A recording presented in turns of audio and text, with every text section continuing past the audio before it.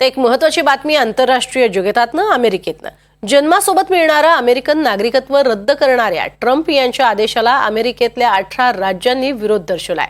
हे सर्वच्या सर्व राज्य हे डेमोक्रॅटिक असून ट्रम्प हे राष्ट्राध्यक्ष आहेत, राजे नाहीत.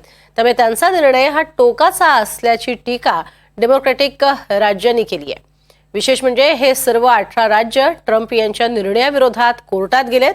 ट्रम्प यांनी राष्ट्राध्यक्ष होताच अमेरिकेत स्थलांतरित झालेल्यांच्या मुलांना जन्मासोबतच मिळणारं अमेरिकन नागरिकत्व रद्द करण्याचा निर्णय घेतलाय. तशा आदेशावरही त्यांनी स्वाक्षरी केली आहे. ट्रम्प यांच्या या निर्णयाचा फटका भारतीय वंशाच्या जवळपास 10 लाखांपेक्षा जास्त नागरिकांना बसणार आहे. ट्रम्प यांचा हा निर्णय अमेरिकन राज्यघटनेच्या विरोधात असल्याचं कोर्टामध्ये दाखल करण्यात आलेल्या याचिकेत म्हटलंय आणि त्यामुळे ट्रम्प यांच्या या निर्णयाला चांगलाच विरोध होतोय.